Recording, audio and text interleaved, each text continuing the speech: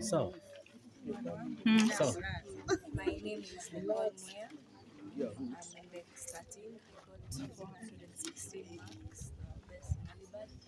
And first, I'd like to thank the Almighty for how He has brought us. All these celebrations because of Him, and we thank Him. The journey has not been easy. We were waking up early. The teachers were sacrificing a lot for us, and finally, the effort bore fruit, and we are thankful.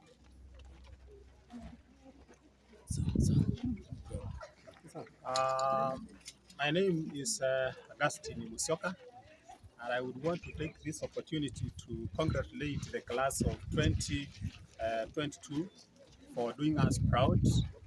In fact, this class was the largest with 7 candidates, and we have produced the highest number of A's that we have ever produced in this school, 145 A's.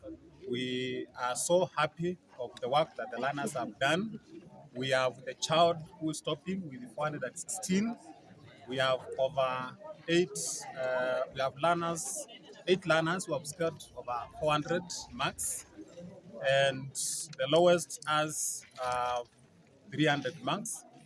We have a mean score of 368 marks, and as such, we found ourselves to be one of the top schools in Machakos and in Kenya at large.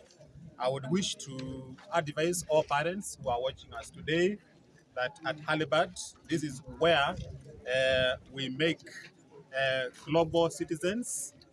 We would want to invite you to come and join the winning team, even as I appreciate all parents of Alibad School for supporting us, paying school fees in time, operating the school administration. I also extend my appreciation to all our teachers for working tirelessly to ensure that we produce good results, our support staff, and every stakeholder, our school directors, the board of management, our school chaplain. We would want to appreciate each and everyone because success is not a one-man show. It requires collective responsibility. With that, I would wish to welcome all viewers and listeners and potential parents to join Halibut School, the right start. thank you.